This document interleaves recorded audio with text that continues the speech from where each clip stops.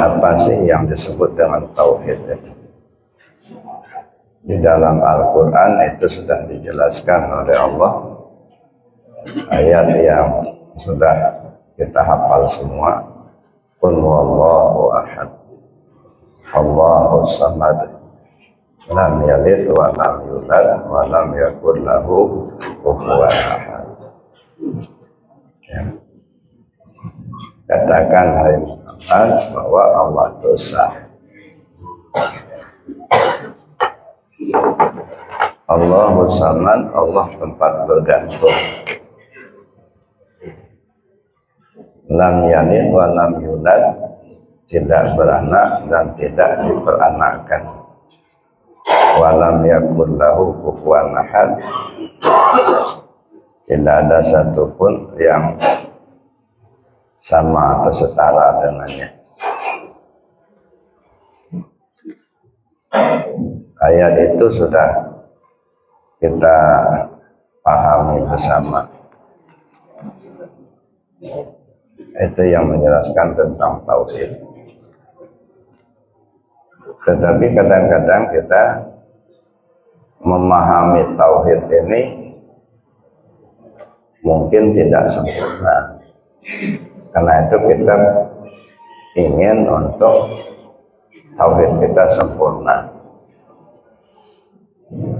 Ada 4 bidang di dalam kita mengkaji tauhid. Yang pertama, tauhid di bidang zat, tauhid di bidang sifat, tauhid di bidang asma, dan tauhid di bidang af'al. Jadi ketika kita bicara tentang Allah itu wujud, wujud itu artinya ada. Adanya Allah itu tak terlepas daripada 4 ini: zat, sifat, asma, dan af'al. Nah, dalam kita bertauhid juga seperti itu.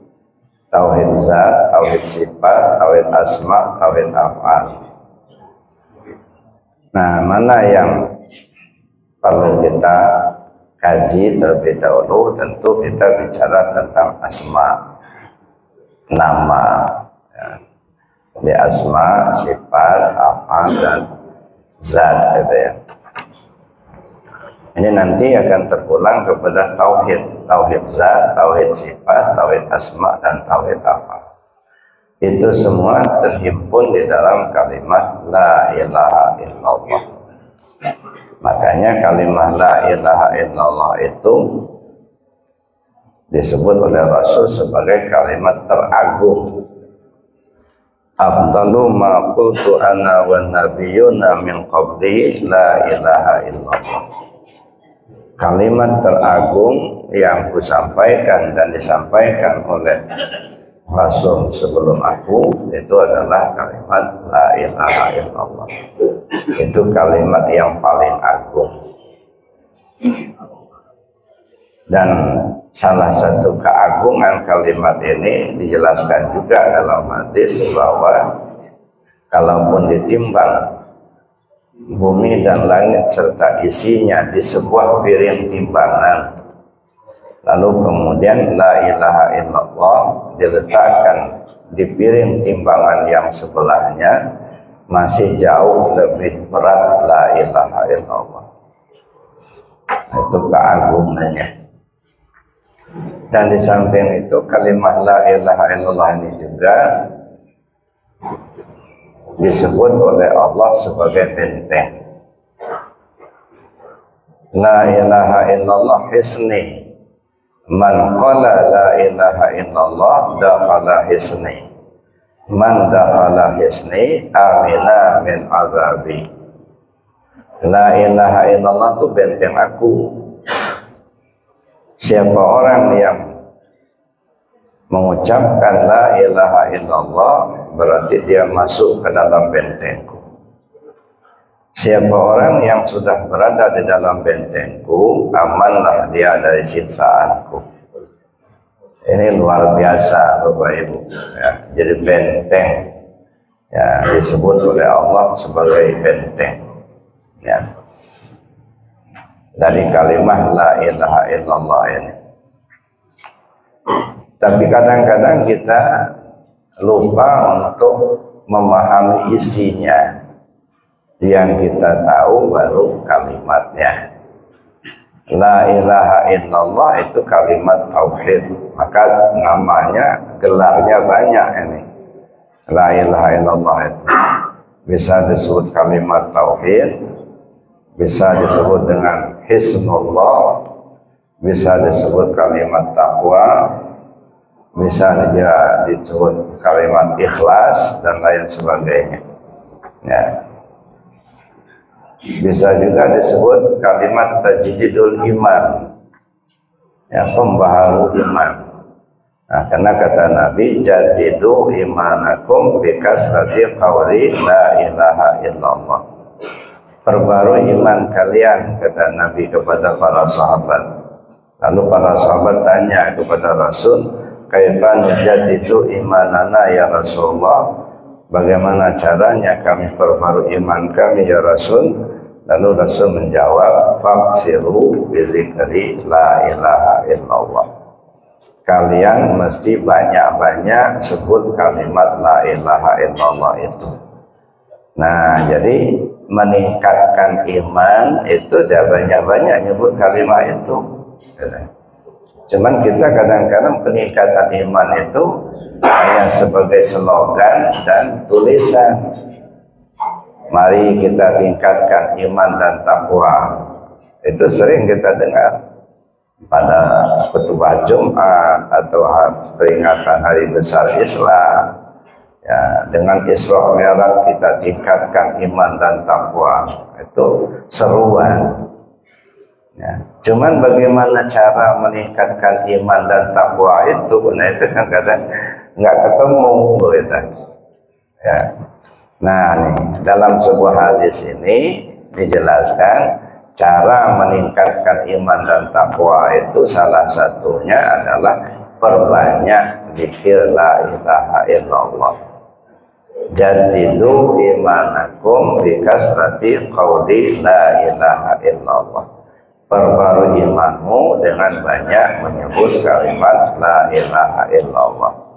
Jadi kita berzikir dengan menyebut kalimat la ilaha illallah itu dalam rangka kita memperbarui iman, meningkatkan iman. Dan itu perintah Rasul, ajaran Rasulullah. Nah, cuman kadang-kadang kita ini kurang memperhatikan yang satu ini. Ya. Nah, oleh karena itu kita belajar ya, memperbanyak atau mengamalkan ajaran Rasul tersebut. Nah, jadi kalau kita memahami zikir kalimat la ilaha illallah ini, itu akan meningkatkan iman kita sendiri. Dalam kalimat la ilaha illallah itu terhimpun di situ ada tahalli, tahalli dan tajalli. Ya. Tahalli itu artinya pengosongan. Tahalli itu artinya pengisian. Tajalli itu artinya penampakan atau praktek atau pelaksanaan. Jadi dikosongkan dulu, lalu kemudian diisi dengan sifat-sifat yang terpuji. Kemudian kita tampilkan dalam kehidupan kita. Ya, makanya Syekh Muhammad Amin Al-Qurdi itu mengatakan bahwa yang namanya tasawuf itu al-ilmu yu'rafu bi ahwalun nafsi. Tasawuf itu adalah suatu pengetahuan untuk mengetahui kelakuan jiwa, sifat-sifat yang tercela dan sifat-sifat yang terpuji. Ya, cara-cara untuk menghilangkan sifat-sifat yang tercela itu dan cara-cara untuk mengisinya dengan sifat-sifat yang terpuji, serta untuk menemui Allah dengan cara cepat. Nah, cara cepat itu ibarat berlari, gitu ya. Nah, jadi dengan kalimat la ilaha illallah ini ada dua hal yang saya kira perlu kita pahami. Yang pertama, cara mengamalkan, dan yang kedua, isi kalimatnya. Nah, dalam kita memahami isinya kan ada tahapan. Pertama, kita hafal kalimatnya. Ya, itu satu. Ya, makanya hafal kalimatnya dulu. Lalu kemudian kita tahu cara mengamalkannya. Kemudian kita tahu isinya. Lalu yang keempat, tahu cara memakainya. Nah, 4 hal ini tentang kalimat la ilaha illallah. Pertama, kita tahu cara mengucapkan kalimat la ilaha illallah. Jelas ini merupakan kalimat teragung, saya katakan tadi, seperti disebut oleh junjungan kita Nabi Muhammad SAW. Alhamdulillah kita sudah tahu semua. Kalau cara mengucapkannya sudah paham, sudah bisa hafal semua itu. Jangankan kita selaku manusia, burung bio juga hafal kalimat la ilaha illallah. Jangan kita orang tua, anak TK aja dah hafal kalimat la ilaha illallah. Nah, jadi udah beres yang satu ini. Artinya kita sudah tidak perlu kita bahas lagi, karena kita memang sudah hafal dan kita sudah tahu kalimat itu. Nah, nampaknya yang masih perlu untuk pendalaman itu cara mengamalkan. Gimana cara mengamalkan kalimat ini? Di kalangan para ulama tasawuf itu ada 2 metode pengamalan. Ada namanya zikir hasanat, ada namanya zikir darajat. Jadi dalam kita menyebut kalimat la ilaha illallah itu ada yang terkategori sebagai zikir hasanat, ada yang terkategori sebagai zikir darajat. Bedanya apa? Kalau zikir hasanat, berzikir dengan kalimat la ilaha illallah tanpa syarat, ya, tanpa metode atau tanpa cara. Asal kita nyebut saja la ilaha illallah itu sudah berzikir. Tapi namanya zikir hasanat, ya, tidak ada silsilahnya. Dalam artinya silsilah itu bukan hilaf hadratin nabinya itu. Silsilah itu artinya ketersambungan pengamalan kita itu terhadap zikir la ilaha illallah itu dari guru ke guru. Jadi kita mengamalkan zikir la ilaha illallah itu mesti pakai sanad. Jadi tidak sembarangan kita ngamalkan dengar-dengar ceramah, lalu baca-baca buku.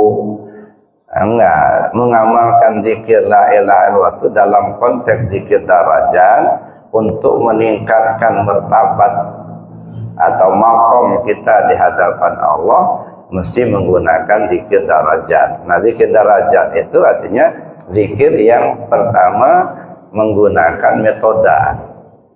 Ada metode zikirnya atau disebut tarekat. Nah, tarekat itu kan metode. Tarik jalan, yang dimaksud jalan di sini jalan menuju Allah gitu ya. Atau metode zikir ya dalam mengamalkan la ilaha illallah. Gimana caranya? Itu metode. Atau zikir darajat punya metode. Kalau zikir hasanat tanpa metode. La ilaha illallah, la ilaha illallah. Itu dah zikir juga. Nah, tapi kalau untuk meningkatkan martabat kita, derajat kita, makom kita di hadapan Allah susah, Pak. Ya. Kalau hanya zikir hasanat. Nah, Ya, zikir hasanat itu ya tidak ada metodenya, tidak punya silsilah, ya tidak ada sanadnya. Ya pokoknya kita ngamalkan aja, ikut-ikutan gitu. Baca buku gitu. Sehingga kadang-kadang karena buku kita baca, ya kita tertulis di buku saja. Afdhalul dzikir fa'lam annahu la ilaha illallah hayyun mawjud. La ilaha illallah hayyun ba'. Entah apa artinya kan nggak paham juga itu. Hayyun ba', hayyun mawjud. Ya boleh-boleh saja, ya sekedar untuk ya amalan gitu. Nah, tetapi lagi-lagi saya katakan meningkatkan maqam kita di hadapan Allah agak sulit. Ya. Nah, kenapa? Karena dia tidak menggunakan metode tadi. Maka zikir darajat yang pertama dia harus menggunakan metode zikir. Artinya zikir dalam ilmu tarekat. Kalau sudah menggunakan metode itu pasti ilmu tarekat. Nah, itu satu. Nah, ketika kita belajar tarekat itu mesti ada sanad. Nah, tidak bisa kita hanya dengar-dengar saja, ada sanadnya. Kita ngamalkan zikir la ilaha illallah ini ngambil metode dari mana? Adanya tarekat ini tarekat apa? Anda belajar tarekat dari siapa? Dari si A ngambilnya dari mana? Dari si B ngambilnya dari mana? Dari si C, terus sampai kepada junjungan kita Nabi besar Muhammad SAW. Ini namanya silsilah, ya sanad. Jadi kita ngamalkan zikir la ilaha itu tidak hanya tahu berdasarkan ceramah, tidak hanya tahu karena baca buku, ada sanadnya. Kita pelajari betul dari yang ahli zikir gitu. Nah, jadi bukan dengar-dengar apa namanya baca-baca buku, bukan ya. Jadi kita ambil, kita pelajari betul dari orang yang ahli zikir. Nah, ketika kita mempelajari zikir la ilaha illallah itu mesti kita ambil dari yang ahli zikir, yang punya sanad tadi. Ya, si A ngajarkan zikir la ilaha illallah, Anda belajar dari mana? Ya, yang memberi ijazah untuk mengajarkan itu siapa? Oh, si A memberikan ijazahnya siapa? Si B-nya yang memberi ijazah siapa? Si C, dan begitu seterusnya. Jadi sehingga dikenal ada namanya ijazah pengamalan, ada ijazah pengajaran. Nah, ijazah pengamalan itu talqin zikir, itu ijazah pengamalan. Artinya kita berhak untuk mengamalkan itu berdasarkan ajaran yang kita terima. Nah, tapi kita tidak punya hak untuk mengajarkan kepada orang lain. Jangan sudah talqin zikir, lalu kita pulang ke rumah, diajarkan sama istri kita di rumah. Bu, kami tadi belajar zikir, begini loh caranya kalau zikir la ilaha illallah, tidak boleh. Ya, itu hak daripada mursyid untuk mengajarkan. Atau saking dekatnya kita dengan teman kita, kita ajarkan begini cara zikirnya. Ya, dalam adab bertarekat itu tidak boleh. Karena kita menerima itu hanya untuk pengamalan. Yang mengamalkan ya diri kita sendiri, begitu. Nah, tidak boleh kita ajarkan kepada orang lain. Adapun orang lain yang ingin mengamalkan juga harus kita bawa kepada orang yang berhak mengajarkan, atau seorang guru mursyid, atau sebagai wakil daripada guru mursyid tadi, atau disebut badal. Nah, itu Bapak Ibu ya, untuk kita pahaminya. Lalu kemudian selain dia ketersambungan silsilah dalam pengamalan zikir ini, ya, juga menggunakan metode. Nah, juga dia harus bersesuaian dengan Al-Quran dan Sunnah. Jadi ketika kita mempelajari satu amaliyah zikir atau tarekat, dia bersesuaian dengan Al-Quran dan Sunnah, dan juga yang berhak mengajarkan atau seorang guru mursyid. Jadi walaupun dia hebat betul penceramah, hafal hadis dan Al-Quran, kalau tidak ada ya mursyid yang memberi amanah kepada yang bersangkutan itu mengajarkan, dia tidak berhak mengajarkan itu. Nah ketidakberhakan ini kalau dia ajarkan terputus, silsilahnya terputus. Nah ketika silsilahnya terputus, ya nggak tersambung lah artinya, nggak tersambung kepada Rasulullah. Nah ini yang perlu kita hindarkan. Kenapa? Karena tarekat itu banyak betul Bapak Ibu. Ya, dia ada yang rekayasa seorang ulama, hasil mimpinya, lalu dibuatlah, kemudian diajarkan. Ini hati-hati. Ya, kita belajar tarekat itu yang betul-betul ya mu'tabarah, sesuai dengan Al-Quran dan Sunnah, kemudian ya diajarkan oleh orang yang memang punya kapasitas untuk mengajarkan itu. Kemudian cara mengamalkan tadi, bagaimana cara mengamalkan? Kalau nggak salah kita dulu pernah talqin zikir. Saya tidak akan ulangi lagi. Kenapa? Karena ya pembelajaran cara pengamalan itu mesti kita lakukan dengan talqin zikir, nah, dengan metode yang sudah ya dibakukan atau metode yang diajarkan oleh Rasulullah SAW, kemudian turun-temurun sampai kepada ulama-ulama berikutnya. Nah kemudian setelah kita tahu cara pengamalan itu, kita perlu tahu isinya. Apa sih isi dari kalimat la ilaha illallah itu? Nah, jadi Bapak Ibu yang saya hormati, nah, kembali kepada cara pengamalan tadi, metodenya beda-beda. Nah, di dalam tarekat Qadiriyah Naqsyabandiyah yang kita pakai itu metode tarekat yang diajarkan oleh pengusaha Abah Anom dari Suryalaya. Nah, amalan pokok dalam tarekat ini ada 4. Ya, ini amalan pokok dalam tarekat ada 4 macam. Yang pertama zikir jahar, artinya zikir yang diucapkan dengan lisan. Itu pokok itu. Nah, sehingga pengamalan ini oleh pengasabah diajarkan, diamalkan setiap selesai sholat fardu minimal 165. Nah, minimal setelah selesai sholat fardu. Lebih banyak lebih bagus.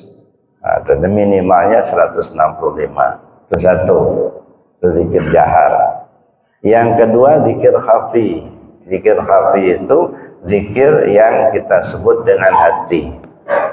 Kedua-duanya ini punya landasan hukum, baik dari Al-Quran maupun hadis. Ya, kalau di zikir la ilaha illallah tadi saya sebutkan, Nabi SAW mengatakan kepada para sahabat, jadidu imanakum, perbarui iman kalian.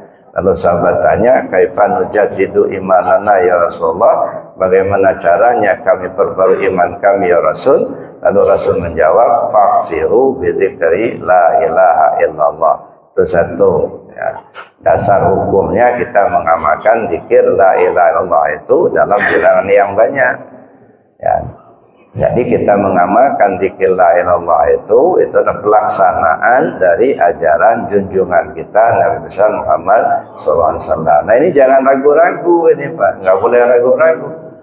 Syarat utama, modal utama belajar tarekat atau belajar tasawuf itu yakin.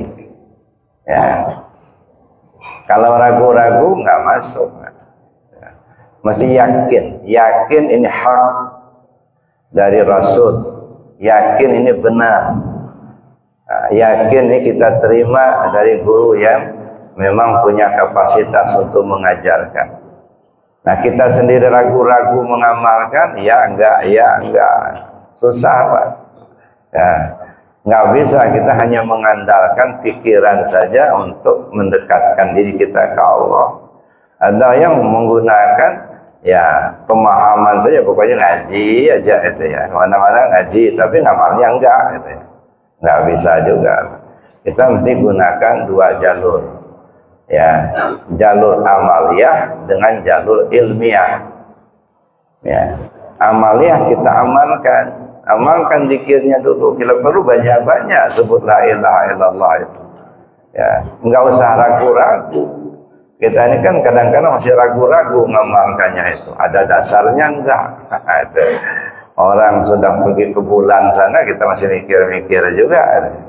Ya, enggak usah ragu-ragu. Dan enggak usah malu-malu. Ada orang malu-malu mau menggeleng-gelengkan kepala. Gitu. Allah, ya Allah. Nah, jadi itu Bapak Ibu, ya dasarnya harus yakin ini kebenaran dari Rasulullah. Nah, yang kedua, zikir khafi, apa dasarnya? Ya jelas firman Allah. Karena ada juga yang saya dengar itu, ya zikir Allah, nyebut Allah apa itu? Enggak ada manfaatnya, enggak ada faedahnya, enggak ada apa namanya dasarnya. Nah, jadi Bapak Ibu yang ketika kita mendengar atau menemukan orang seperti ini, kita nggak usah emosi dan kita tidak perlu harus tanggapi dengan serius. Ya, kenapa? Ya, sebelum kita masuk kepada dalil, nah coba kita bercermin saja dulu lah. Ya, ini cara bodohnya kalau menurut saya. Habis kalau kita berdalil, kita banyak nggak hafal dalilnya. Kita hanya gunakan cermin sajalah. Ini ada orang membedah-bedahkan zikir, membedahkan tarekat. Ya, kita lihat orang ini,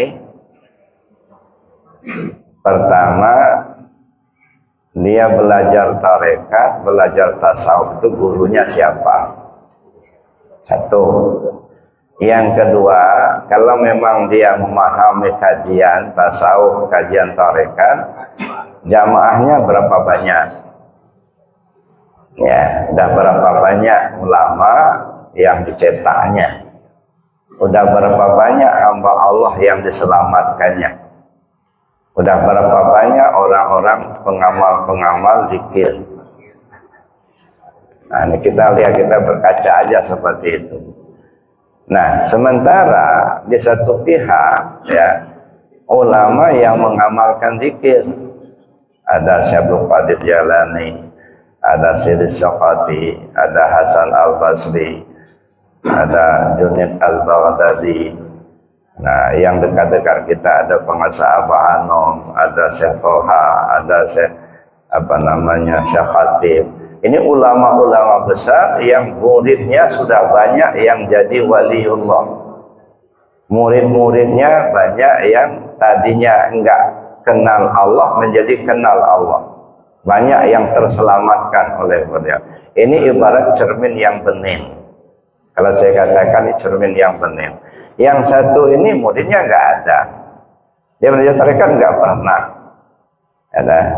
Kemudian orang-orang yang terselamatkan sama dia belum ada. Nah, sekarang kita mau cermin yang bening apa cermin yang kotor, gitu aja.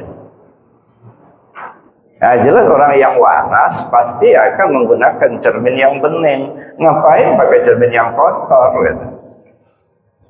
Nanti dulu kita berdalil, gitu ya. Tapi inilah cerminan.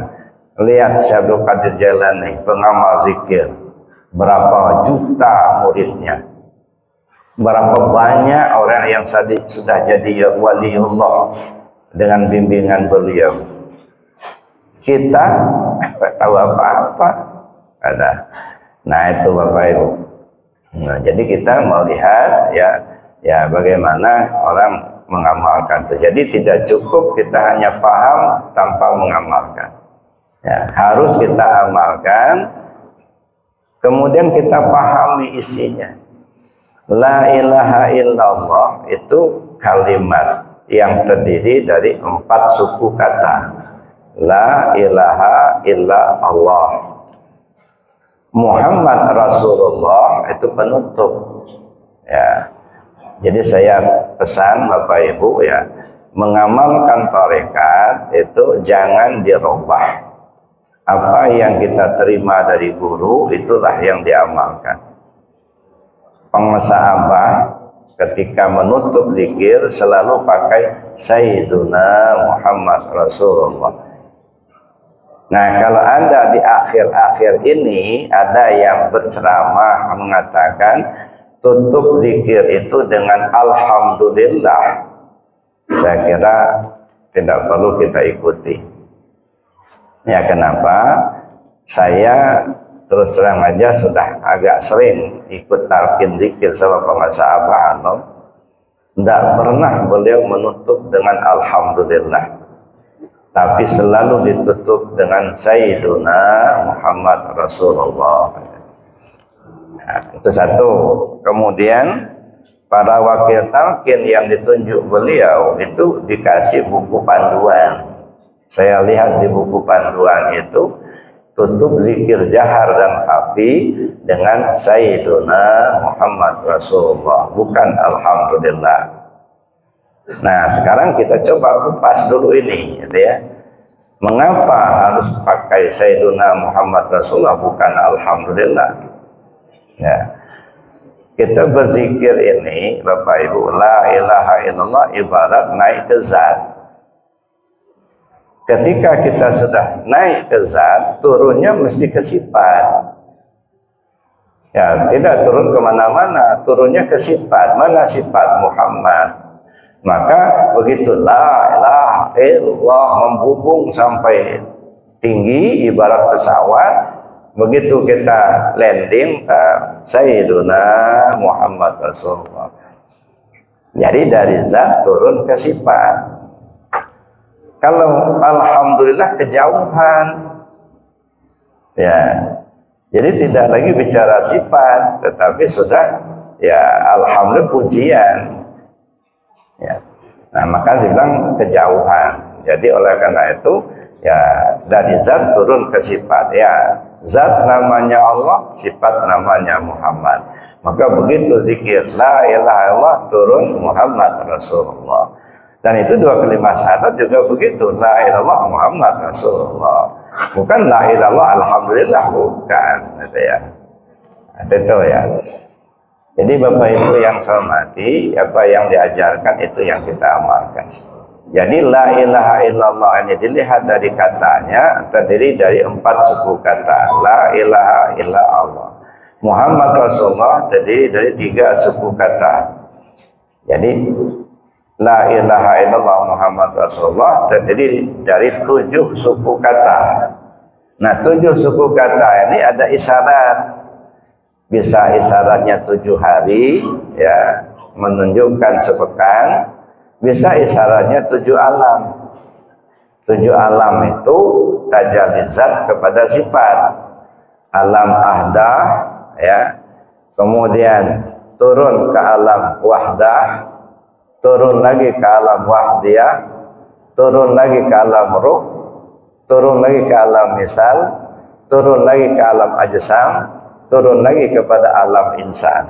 Nah, dari zat turun ke sifat. Nah, jadi tajalli zat kepada sifat itu bicara alam 7. Jadi kalau kita bicara alam 7 itu artinya kita mengkaji tentang tajalli zat kepada sifat. Makanya dalam tasawuf kita mengenal 2 metode. Ada metode tanazul, ada metode taraqi. Kalau metode tanazul, inna lillahi tanazul. Begitu taraqi naik, wa inna ilaihi raji'un. Jadi inna lillahi wa inna ilaihi raji'un. Tanazul, taraqi. Tanazul itu kajian alam 7. Ya, mengkaji zat, nah, keasalan. Nah, sebelum Tuhan bernama Allah, siapa dia? Nah, sebelum, kalau bahasa Padangnya sebelum alun baralun, nah, sebelum segala sesuatunya ada. Nah, kemudian yang ada siapa? Hanya ada zat semata-mata, atau disebut dengan zatul haq, atau boleh disebut zatul bukti. Nah, kemudian dia mentajalikan diri menjadi nur zat. Dari nur zat menampakkan diri kepada nur Muhammad. Dari nur Muhammad menampakkan diri pada ruh Muhammad. Dari ruh Muhammad melanjutkan lagi kepada alam misal. Dari alam misal kepada alam ajsam. dari alam ajsam turun ke bumi menjadi alam insan. Nah, inilah diri kita ini sebenarnya. Ya. Nah, itu kita mengkaji alam 7. Itu namanya tanazul. Tanpa kita memahami metode tanazul ini atau alam 7 ini, ya kita akan sulit kita untuk memahami diri kita. Jadi untuk memahami diri kita, kaji alam 7. Nah, setelah kita memahami di alam insan, alam dunia yang ada sekarang ini, bagaimana kita untuk naik lagi? Wa inna ilaihi raji'un. Nah, kita kembali ke Allah. Nah, kembali ke Allah ini disebut dengan taraqi. Ya, taraqi ini kita mengkaji nafsu 7, mulai dari amarah, lawamah, mulhamah, mutmainnah, radiyah, mardiyah, kamaliyah. Nah, mengkaji dan meningkatkan martabat nafsu. Ya, dalam tarekat Qadiriyah ini dikenal dengan 7 derajat 7. Nah, derajat 7 itu mulai dari 1 sampai 7 itu yang pokoknya. Nah, ada lagi yang cabangnya, ada 5 derajat sehingga menjadi 12, maka disebut dengan zikir derajat. Disebut zikir derajat itu karena memang ada derajatnya, ada derajat 7, kemudian derajat 5. Derajat 7 pokok, derajat 5 itu tambahan cabangnya, sehingga menjadi 12 derajat. Jadi zikir la ilaha illallah itu ada 12 derajat. Nah, itu untuk meningkatkan itu ada metode tersendiri pengamalannya, gitu ya. Nah, zikir la ilaha itu berapa ribu, kemudian zikir Allah itu berapa, dan seterusnya lah.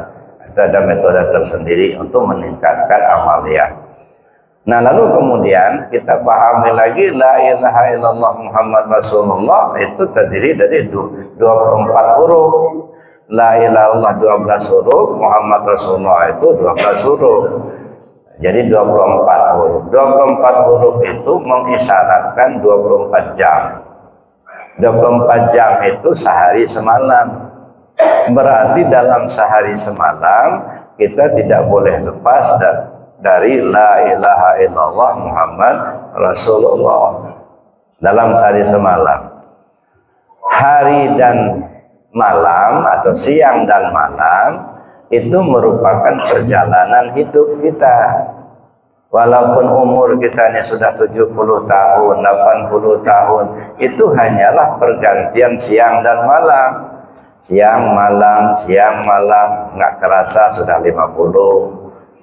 Ya, siang malam, nggak kerasa sudah 70 umur kita. Ya, itu pergantian siang dan malam. Artinya apa? Artinya seumur hidup tidak boleh lepas dari 2 kalimat syahadat la ilaha illallah Muhammad Rasulullah. Oleh karena itulah mengucap kalimat la ilaha illallah Muhammad Rasulullah ini ya minimal 9 kali sehari semalam. Minimal itu. Ya, itu wajib ya. Mengucap 2 kalimat syahadat minimal 9 kali sehari semalam. Kalau sholat cuma 5 waktu. Kalau puasa sebulan setahun. Ya, setahun itu sebulan kita puasa Ramadan. Kalau haji sekali seumur hidup. Tapi mengucap 2 kalimat syahadat wajib 9 kali sehari semalam, gitu ya. Nah, gimana enggak 9 kali? Zuhur 2 kali, asar 2 kali, nanti maghrib 2 kali, isya 2 kali, subuh sekali, ya, kan 9 kali. Nah, mengapa 9 kali? Ini dalam kajian tasawuf karena diri kita ini ya ada 9 lapis. Ya, ada 9 diri kita ini ada 9 lapis. Ya, artinya ada diri kita ini bayangannya ada 9. Ya. Nah, nanti kita kaji lebih jauh itu. Ya, ada yang namanya sir, ada yang sir dan lain sebagainya. Ada yang nama Ahmad, ada namanya Muhammad, ada namanya Mahmud. Nah, itulah bayangan diri kita ini. Makanya kita wajib mengucap 2 kalimat syahadat 9 kali sehari semalam tadi. Nah, jadi artinya apa? seumur hidup tidak boleh lepas dari dua kalimat syahadat. Itu yang kedua. Yang ketiga, mari kita pahami kalimat la ilaha illallah ini menunjukkan diri kita. Ya, bagaimana kita memahami la ilaha illallah itu menunjukkan diri kita? Dalam kalimat la ilaha illallah itu terdiri dari 4 suku kata. La ilaha illallah. Itu satu. Yang kedua, Allah punya sifat wajib disebut sifat wajib 20. Ya. Jadi ada 20 sifat wajib bagi Allah, ada 20 yang mustahil bagi Allah, ada 1 yang jaiz. Mana yang wajib? Yang wajib kita kenal wujud, qidam, baqa, mukhalafatul hawadis, qiyam ta'ala bin nafsi, wahdaniyat, qadrat, iradat, ilmu, hayat, sama, basar, kalam. Qadirun, muridun, alimun, hayyun, sanun, basirun, dan mutakallimun. Nah, itu 20. Nah, lawan dari 20 ini yang kita kenal dengan sifat mustahil bagi Allah. Nah, 20 macam sifat ini itu terdiri dari 4 bidang atau 4 kelompok. Ada yang namanya nafsiyah, ada yang namanya salbiyah, ada yang namanya ma'ani, ada yang namanya ma'nawiyah. Yang tergolong sifat nafsiyah cuma 1, wujud. Jadi sifat wujud itu menunjukkan diri. Nah, dirinya Allah, wujud. Nah, yang tergolong sifat salbiyah itu 5. Qidam, baqa, mukhalafatul hawadis, qiyam ta'ala bin nafsi, dan wahdaniyah. Jadi 5 macam ini tergolong sifat salbiyah. Jadi sebenarnya sifat salbiyah ini sifat yang tidak melekat pada zat. Sebenarnya ini bukan sifat, ya, tapi khabariyah. Karena dia tidak melekat pada zat. Dia ada pada zihin, tapi tiada pada kharij. Artinya dalam keyakinan dan pemahaman ada, tapi tidak bisa dilihat dengan zahir. Misalnya qidam. Qidam itu terdahulu. Kayak apa sih bentuk terdahulu itu? Tidak berbentuk. Dia hanya mengkhabarkan saja bahwa Allah itu terdahulu dari segala makhluk. Saya ambil contoh, ini meja. Meja ini baru. Bentuk barunya apa? Enggak ada. Dia hanya mengkhabarkan saja bahwa meja ini tidak usang. Jadi sifat salbiyah itu ada sifat khabariyah. Itu yang kedua. Nah, yang ketiga itu disebut sifat ma'ani. Nah, sifat ma'ani inilah sebenarnya sifat yang disifatkan Allah ke diri kita. Dan itulah sifat yang melekat pada zat. Ya, qadrat, iradat, ilmu, hayat, sama, basar, kalam. Ini yang kita kenal dengan sifat 7 atau sifat ma'ani. Ya, di kalangan para ulama tasawuf kan dikenal bergerak cincin karena jari, bergerak tubuh karena sifat ma'ani. Kan gitu. Nah, sifat ma'ani inilah sebenarnya sifat yang melekat pada zat. Dan itu ada pada kita. Sifat 7 ini. Qadrat, kuasa. Adakah sifat qadrat pada kita? Ada. Buktinya mana? Kita bisa melangkahkan kaki, kita bisa mengangkat tangan, kita bisa mengangkat sebuah barang. Ada kuasa itu di kita. Iradat itu kehendak. Kita punya kehendak, ada keinginan. Ingin kita ngaji, ingin kita beli mobil, ingin kita sholat, ingin kita bikin rumah, dan lain sebagainya lah.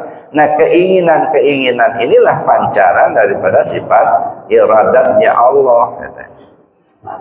Ilmu, tahu. Ya, kita sudah tahu. Tahu itu apa? Kita tahu kita api itu panas, air itu membasahi, tajam itu melukai. Kan tahu kita itu, ilmu kan itu. Nah, tahu. Ada pada kita.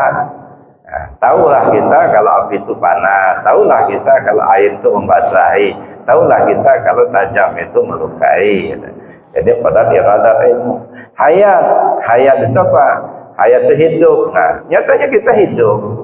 Dulu kecil mungil, kemudian membesar, kemudian dewasa.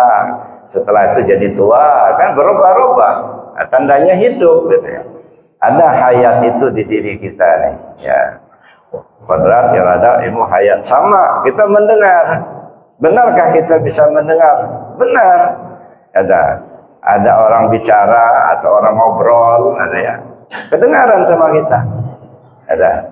Ada orang ngobrol di sana, kedengaran. Pebisik aja kedengaran. Itu membuktikan kita punya pendengaran. Begitu juga basar, melihat. Kita ini bisa melihat, ya.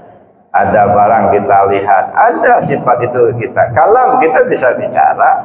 Jadi artinya sifat ma'ani itu ada pada kita. Nah, ini sifat Allah yang dipancarkan ke diri kita. Nah, tapi sifat ma'ani inilah yang tampil ke permukaan. Nah, Allah punya kuasa. Ada sifat kuasa itu sifatkan Allah kepada kita. Mana buktinya? Ini buktinya saya bisa ngangkat piring. Ini kelihatan. Kita bisa berjalan, itu kelihatan. Ya, nah. Melihat, mendengar, bisa dibuktikan. Gitu ya. Itu namanya ada pada pikiran, tetapi juga ada pada kenyataan. Nah, beda dengan sifat ma'nawiyah. Karena sifat ma'nawiyah, qadirun, muridun, alimun, hayyun, sami'un, basirun, mutakallimun. Dia tidak nampak pada kenyataan. Dia ada pada pikiran dan keyakinan, tapi tidak nampak pada permukaan. Yang nampak pada permukaan, sifat ma'ani. Sifat ma'nawiyah terpendam di dalam. Nah, apa yang terpendam di dalam ini? Ini sifat ma'nawiyah. Nah, nanti kalau kita kaitkan dengan diri kita sendiri, saya katakan tadi, la ilaha itu menunjukkan diri kita. La itu menunjukkan sifat wujud. Wujud itu apa? Ada. Nah, ketika kita bicara adakah kita? Ada. Dari mana kita tahu kita ada? Karena ada tubuh. Nah, itu ya. Ada Pak Ketua enggak ya? Ada?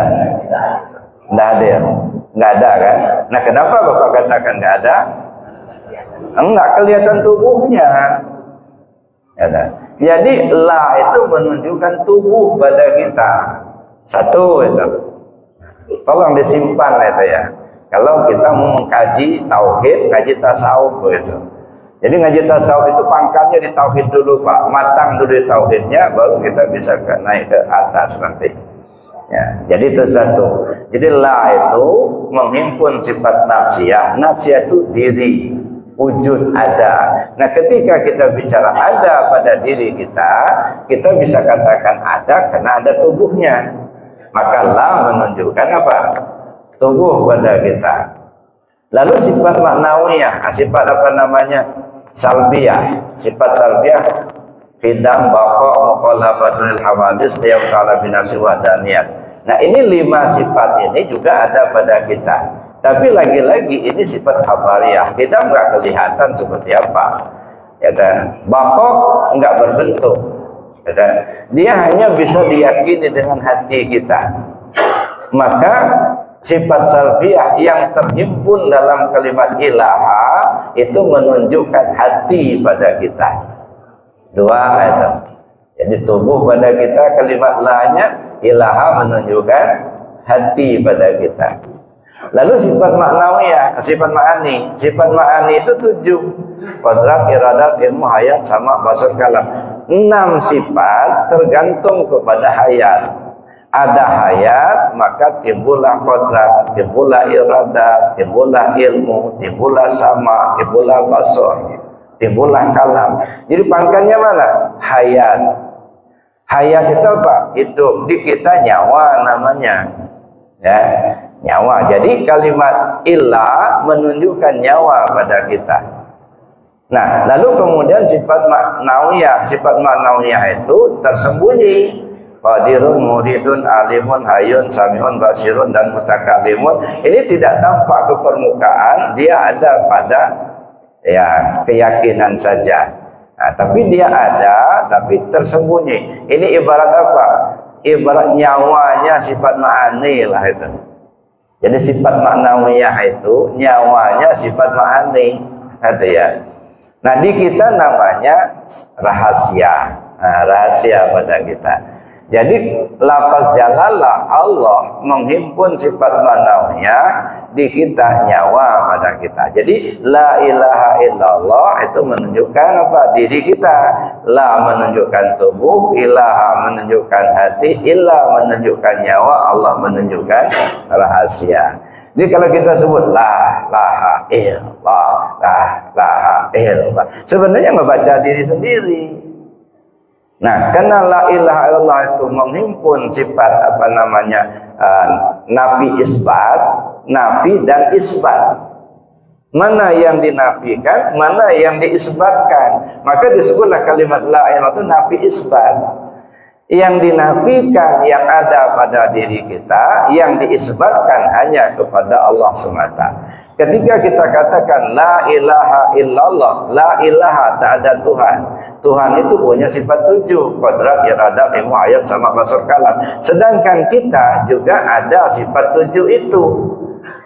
Kita kuasa mengangkat kaki, kita ada keinginan, iradat, kita mendengar, kita melihat, kita bisa berkalam, kita juga hidup, gitu ya.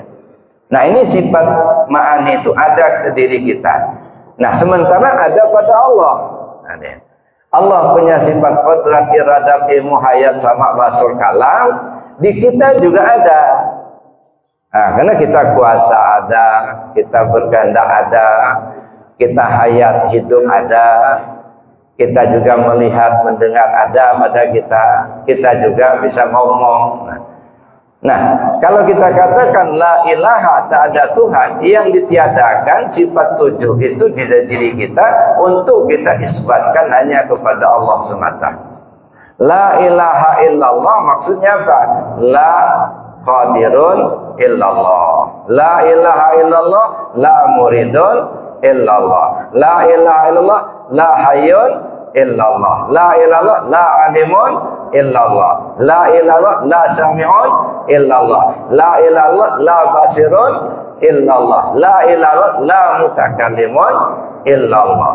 Nah, ini yang namanya menafikan yang ada pada hamba, mengisbatkan hanya kepada Allah saja. Nah, kalau kita sudah paham itu, nggak ada lagi kita saya yang kuasa di sini, nggak ada itu. Allah yang kuasa, bukan kita. Ya dah. Saya yang tahu di sini, nggak boleh. Ya dah. Yang tahu itu Allah, bukan kita. Nah, maka akan terjadi kesombongan ketika kita tidak mengenal diri kita. Kenal diri itu apa? Mengenal diri kita lemah, yang kuasa itu Allah. Kenal diri kita ini buta, yang melihat itu Allah. Kenal diri kita ini bodoh, yang pintar itu Allah. Nah, oleh karena itu mengenal diri itu perlu. Jadi kita menyebut la ilaha illallah sebenarnya membaca diri sendiri. Maka saya bilang, kalau orang paham la ilaha illallah, mendengar orang zikir, ya akan meneteskan air mata. Kenapa? Yang didengarnya suara zikir. Kenapa orang tidak senang mendengar orang berzikir? Ya, malah mencaci maki orang berzikir, lagu dangdut lah segala macam katanya. Kenapa? Karena yang didengarnya suara orang berzikir. Dia tidak pernah mendengar suara zikir. Nah, kalau dia dengar suara orang berzikir, mungkin memekakkan telinga dia. Sakit ya telinganya. Gitu ya. Nah, sebab apa? Iblis itu yang paling jengkel kalau ada orang zikir la ilaha illallah. Hizbus syaitan. Hati-hati ya. Jadi oleh karena itu Bapak Ibu yang saya hormati, mengamalkan zikir la ilaha illallah itu dalam rangka kita membenahi diri kita sendiri. Karena itu nggak usah ragu-ragu, ya, nggak usah ragu-ragu untuk mengamalkan. Biarpun ada orang yang nggak mau mengamalkan, ya silakan saja, nggak bisa kita paksakan. Ya, fazkurullah ala ma hadakum. Berzikirlah kamu kepada Allah sesuai yang diberi petunjuk. Ada orang diberi petunjuknya sampai ke zikir syariat saja, dipaksa-paksa masuk tarekat nggak akan mau, nggak. Makomnya disitulah. Senangnya kalau sudah nyanyi-nyanyi, subhanallah, walhamdulillah, nah, dikemandangkan, nah senang dia. Tapi begitu masuk ke zikir khafi di dalam, nah, nggak masuk akal dia. Nggak bisa kita paksakan, makomnya disitulah. Makanya kata Allah, fadzkurullah ala ma hadakum. Berzikirlah kamu pada Allah sesuai yang diberi petunjuk kepadamu. Ada yang diberi petunjuk ke syariat aja, ada yang diberi petunjuk oleh Allah sampai ke tarekat, ada yang diberi petunjuk sampai ke hakikat dan ma'rifat, gitu ya. Maka kita nggak bisa saling menyalahkan, amalkan saja di maqam mana kita berada. Jangan menyalahkan orang lain, tapi amalkan apa yang kita tahu. Artinya kita amalkan apa yang kita tahu, kita hargai orang lain yang mungkin berbeda dengan kita. Saya kira demikian saja Bapak Ibu materinya.